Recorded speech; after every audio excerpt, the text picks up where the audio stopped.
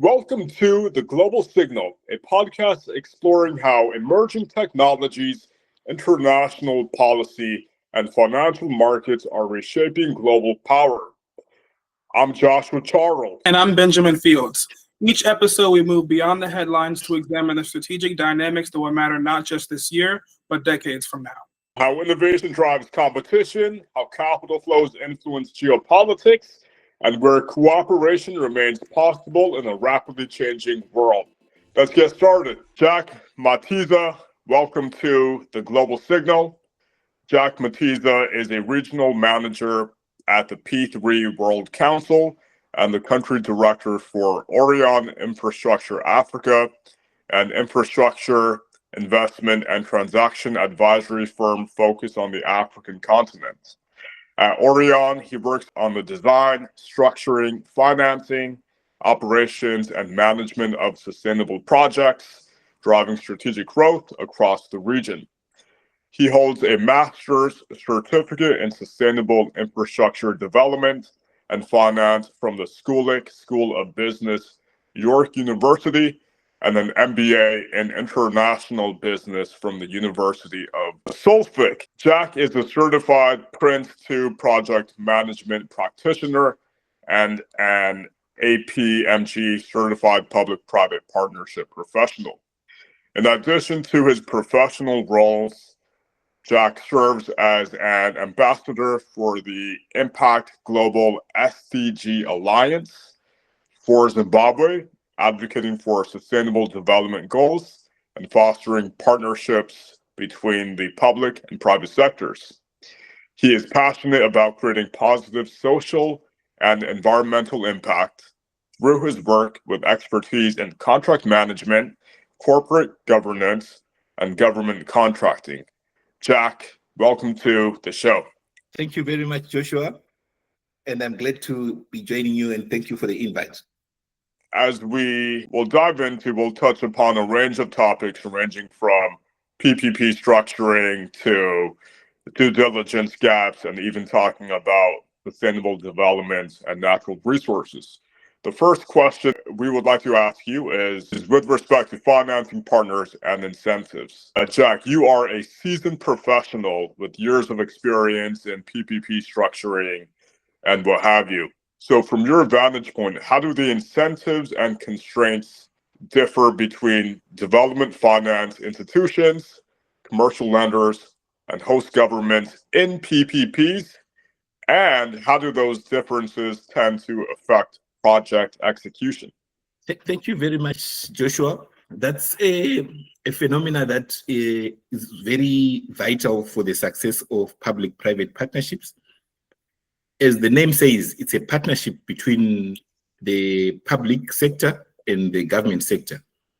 And in every partnership, for it to be successful, both parties should be, I think it's a win. It's something that we refer to as a winner. Everyone must be a winner, for lack of a better phrase.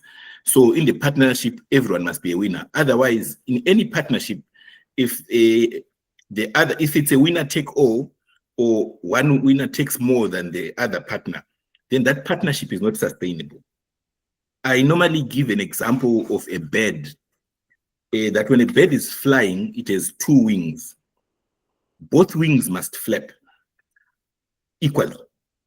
So if another wing is not flapping properly, or the other is flapping more than the other, that bird cannot maintain its proper flight. And flying becomes a challenge, and it might not even fly. So the same with PPPs. When we say PPP, a successful PPP to be executed or to be successful, it means both public sector interests and private sector interests has to be catered for. And risks has to be shared between both parties in an equitable manner, that the risk has to be allocated to a party that is better positioned to manage the risk. So I'll come back again to if you allow me to just address this question, but coming from the definition of public-private partnerships. So in a public-private partnership, the first word we start there is public. So for the project to be successful, it must have public interest at heart. It's not private-public partnerships. My view, there's a good reason why it's public-private partnerships. That's saying that we are starting with the public, which is a people-centered or a people-oriented project. So I think that's the most important thing, that if the project is something that is required from a public perspective, which means that it is people-centered, it is people-oriented, it has a social benefit to the community, then that is the first pillar of ensuring that the project is successful. Incentives, as the word says, it's an incentive. To me, and from my experience, an incentive is the icing that you put on a cake. Incentives don't make a bad project good. No. The icing is not going to make a bad cake turn out to be a good cake. No. So incentives are things that we then put, they are the cherry on top that we then put to a foundation that is prepared for success. That has been developed to ensure that the project is successful. Once the project is successful, if the fundamentals are right, then the incentives can then kick in. But if the fundamentals are wrong, incentives are not going to make the project successful. That is from my experience and my exposure that I've had so far. So it's important to get the fundamentals right before we focus on incentives. I have advised a couple of African governments and also in other emerging economies. And when you sit down with them, you find that there is so much emphasis on, no, we need to create more incentives to attract private sector investment. We need to, but my view has always been that, no, incentives is the last thing that you must be worried about. Look at the fundamentals first. Do you have an environment that if there's a contractual dispute, both parties feel confident of taking that dispute through your systems, and they are confident that the outcome would be free from bias? If that is not there, putting an incentive is not going to make any sense, because if there's a dispute, the outcome is more likely to be not as transparent or not as impartial. So there is a lack of confidence in the rule of law in the environment. So getting that first, it's a partnership. So if there's a partnership, if there's a dispute, both partners should feel very safe to use your legal instruments that are there, be it your courts, be it your arbitration, be it your dispute resolution processes, that these are going to work in terms of of resolving that dispute. If that is not in place, we might have a lot of incentives. But if that is not in place, it means that if you put an incentive on paper today and tomorrow you withdraw it, and if I then query it, it will go through a dispute resolution process that is biased. So the incentive will then lose its value. Yeah, so I think that's, without belaboring the point, incentives come through at the end, but the start is making sure that the fundamentals are right. From a government point of view, just to then look at what incentives they can look at, or what incentives they can then concentrate on. After getting these fundamentals right, the rule of law, a legal framework for the PPPs, making sure that there is certainty in the laws. No one is going to invest in an environment where laws can just be changed tomorrow when you have made a commitment for 25 years. Because a PPP is a long-term contract, looking at about 7-10 years going up.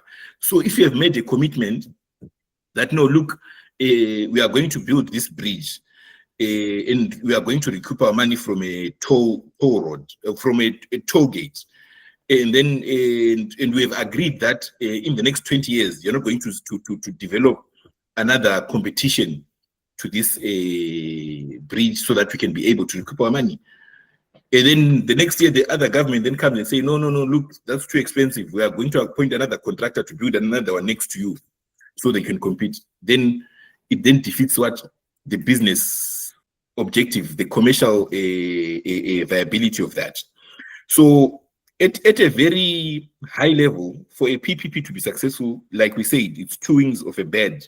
From the government side, which is the public side, it's value for money.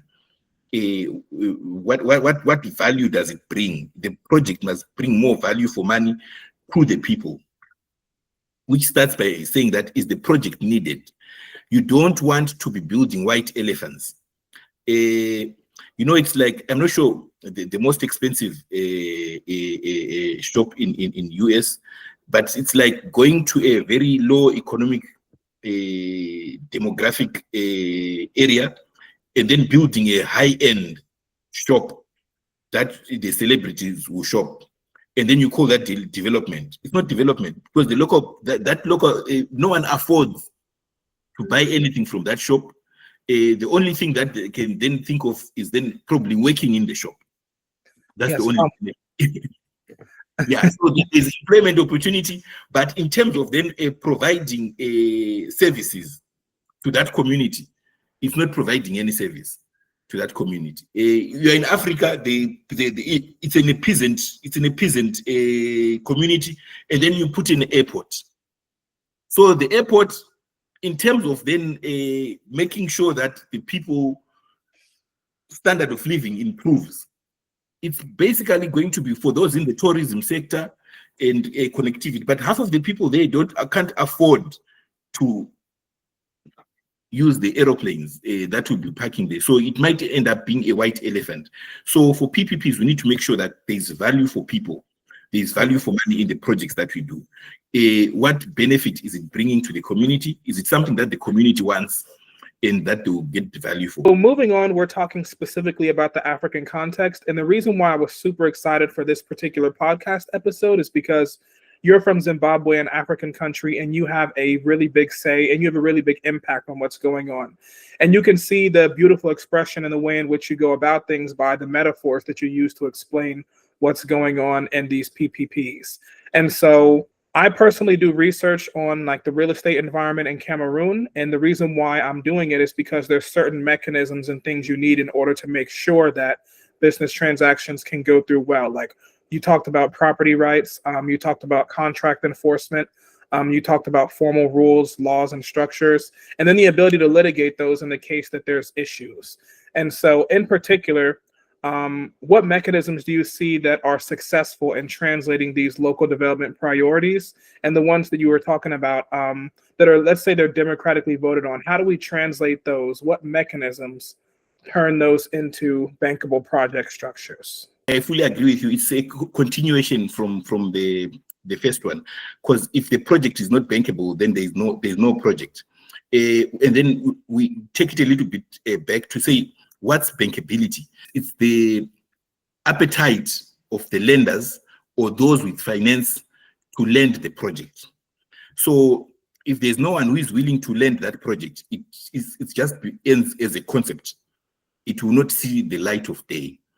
So you need to structure your projects in such a way that it is able to attract financiers, and that is the bankability question.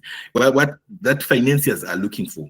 The first question is that if we put in money, are we going to be able to is the project going to be able to generate enough revenues to firstly pay back the debt, run the operations, and then give dividends to the shareholders of that project? As you are aware, PPPs run mainly on a project finance concept, which means that lenders are not looking at the historical or the assets of the project sponsors, but they are mainly looking at the project itself. Is the project able to then generate enough revenues to then pay them back plus their interest and continue operating, and also pay the sponsors that have put in that have put in their equity as shareholders of that SPV. For that to materialize, for the project to have bankability, it has to be able to get that return on investment. It's one of the things that we then look at. In terms of mechanisms of getting that, we then look at what is the affordability, because in PPPs, it can be paid in two ways. Private sector puts in their money, the project gets built, and then government then pays for the service over a period of time. But that payment actually covers everything in terms of construction and operation. But it just comes off as one payment that covers both. Normally what you call unitary payments, where the government makes a payment to cater for the services that the private partner would be giving to the community. Examples of that, I think in South Africa, if you're following this, there's a very popular article or news article that came out, I think 2 years ago, of Thabo Bester. He escaped from a maximum prison.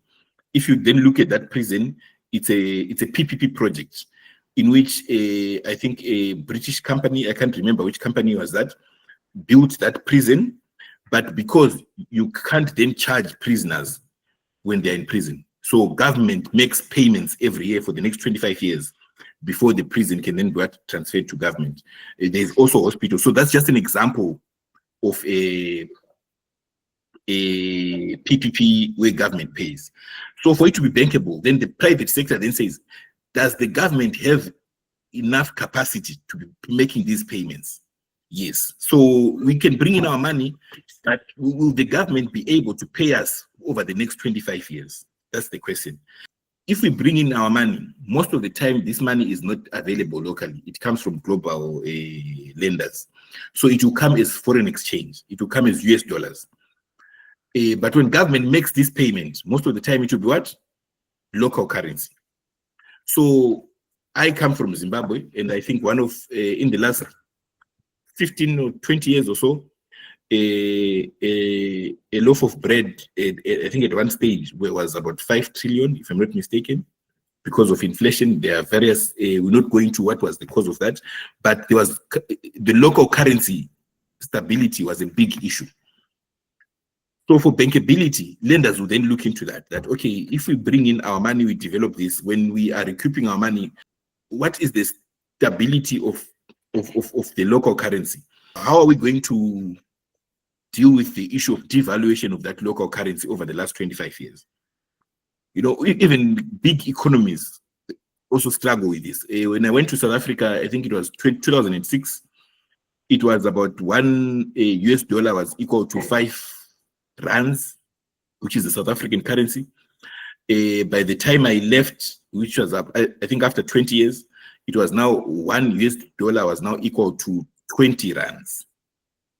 And South Africa, remember, South Africa, this is one of the biggest economies in Africa. So if it's like that in South Africa, then you can imagine Zimbabwe, you can imagine Zambia, you can imagine Gambia, the other smaller economies. If that's what happens in a big economy like South Africa. So lenders will then look into that to say foreign currency risk. So how do you then make projects bankable? From my experience, you then focus on projects that the revenue stream comes in hard currency. Which type of projects are like that? Airports, border development projects.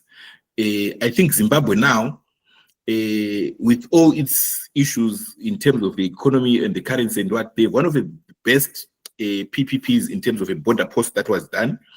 But if you look at the structure, it's because the revenue is coming in what? In US dollars.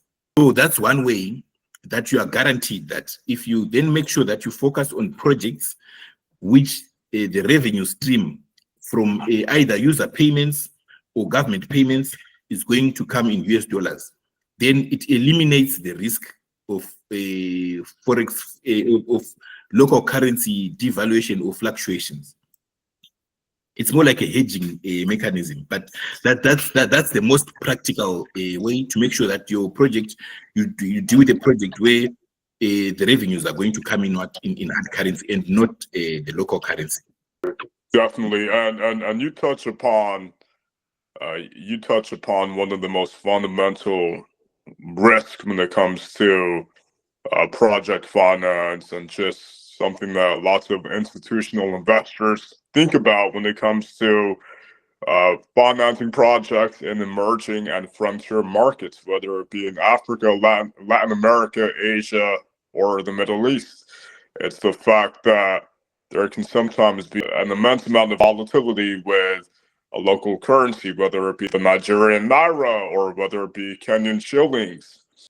There are also other risks to consider that we all are well aware of, from political, technical, social risk, and the likes. And so I'm curious to know which risks are most frequently underestimated at financial close, from those that we've discussed, as well as other financial risks that you can think about, such as repatriation risk, and which stakeholders are best positioned to surface those risks earlier.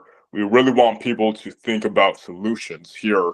And I think so many individuals, when they have the opportunity to talk to someone like yourself, they're very keen to know about some of the problems, but it's really about thorough stakeholder engagement and strategic partnerships that can mitigate some of these risks. And I think I fully concur with you, with your view there, that in terms of the risk, I think the one risk that is mainly overlooked at financial closure, or even at the feasibility stage, is the demand risk.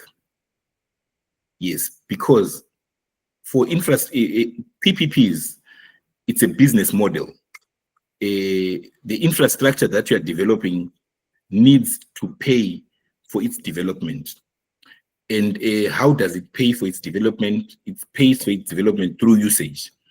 So if there's no one to use it, then it means that it won't be able to pay for its usage. So the most, I think, important risk that determines whether the project is going to be successful or not, it's the demand risk.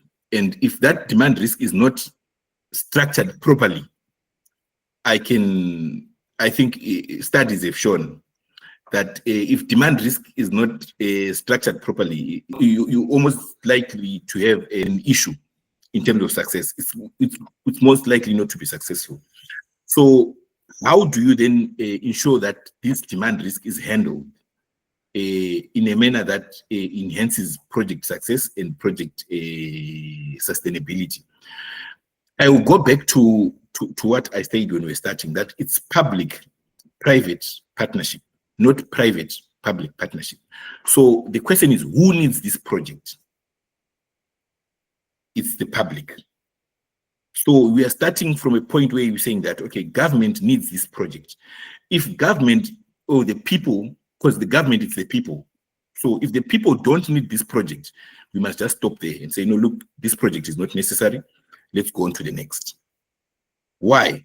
Because if you then implement a project that the people don't need, the service that the people don't need, the government don't need that, it means that project is not going to be used. And there's not going to be, whether government pays or user pay. If it's government pay, I can guarantee you after 5 or so, someone is going to say, but we are paying so much for something that is not being used. So it's fruitless expenditure. So one way or the other, that project is going to be terminated, and there's going to be disputes or renegotiation or something like that. If it's user pay, you then find out that if people are not interested in it, no one is going to use it because it's not value to them. People would use their income to things that are more valuable to them.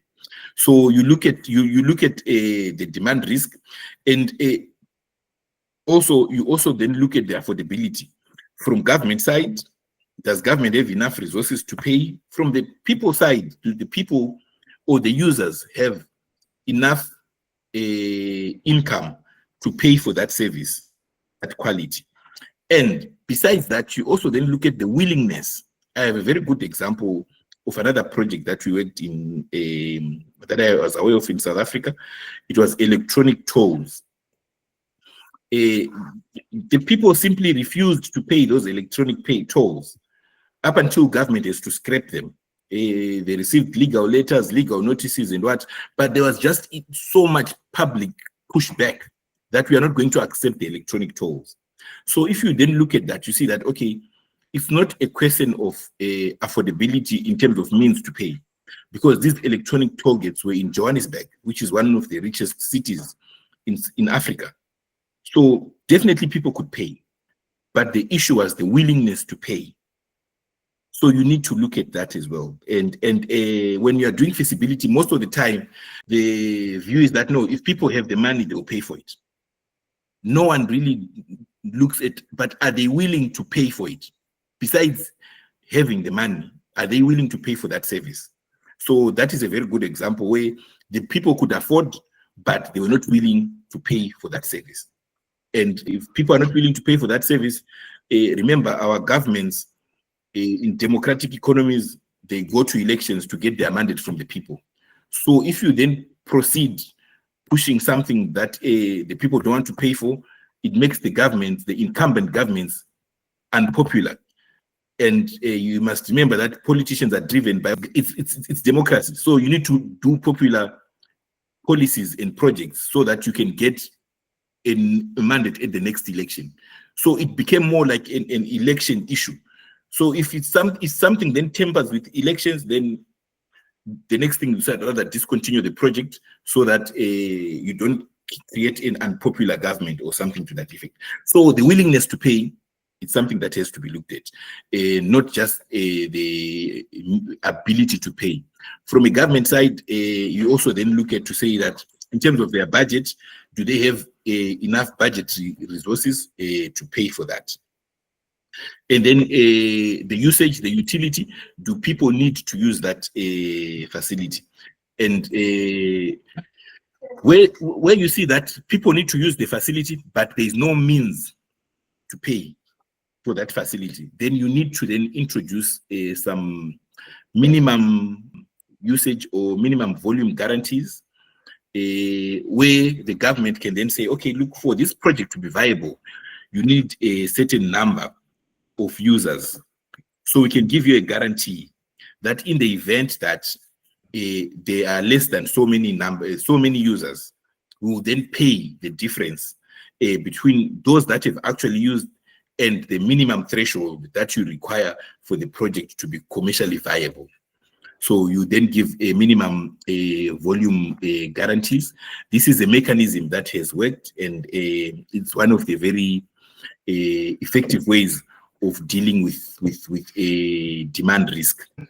You talked about these mechanisms, and I think this kind of partially answers this question, but just super briefly, once a PPP reaches a financial close, what factors do you think we can look back on strongly determine, whether or not the obligations were met over the life of the project? Okay, so once it has reached a financial close, it then goes into the development phase. If it's infrastructure, the construction phase, and then after the construction phase, it goes into the operational phase. And at the end of the term, then it goes back to it's handed over. The facility is handed over to government. So at financial close, for us to then be sure that we have achieved the objectives, I think we do a value for money assessment at that stage to then see that, okay, if we had implemented this project using other forms of procurement, are we getting more value for money as a PPP, or we are getting there's better value implementing it locally, I mean with traditional procurement. So the value for money assessment, the cost benefit analysis, how much does it cost us to implement this project as a PPP? Remember, there's a popular but mistaken view that PPP is free money and PPPs are cheap. PPPs are expensive. and they take time. So for you to just move from conception to financial closure, you're looking at average 12 to 18 months, because there has to be a pre-feasibility stage and then a full feasibility. And that full feasibility requires financial, technical, social, legal, environmental. And all these, 95% of the time, government does not have resources for that. So it means they have to pay for specialized consultants, and that needs money.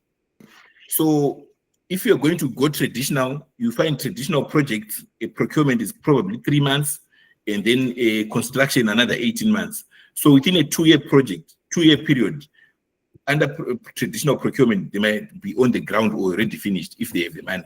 But in PPP projects, you can go for 2 years and you have nothing to show for it besides reports and analysis and feasibility, of which the public sector, the people want to see dust on the ground. They want to see yellow machines on the ground. So that's I think the other perspective that we look at, that PPPs are not always cheap.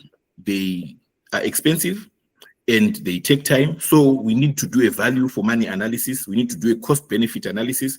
And if the cost benefit analysis says that this is the best way to achieve the highest value for money, then we can go for them. It's not that all projects should be implemented as PPPs. It's not a one size fit all. Definitely. And I think there needs to be more speed or more efficiency when it comes to initiating these projects. And clearly there's a lot of work to be done to get to that point. But I think it's a matter of how can we engage the individuals who have the proper expertise to help take a project from idea to actual inception. And I'm optimistic that it's a matter of aligning strategic objectives, whether it be national development priorities of different governments with the investment agendas of these institutional investors, project sponsors, and the likes. And so the last question, and I wish we had some sort of analyst or associate on the call to give us a nice drum roll, because this is a really exciting and dynamic topic. But we're going to talk about both natural resources and PPP design, as well as sustainable development and mutual benefit. A lot of these countries in Africa are resource rich, such as Democratic Republic of Congo, South Africa, and Zambia. When thinking about how to leverage these natural resources to incorporate them into projects and financing structures, how can this be done effectively?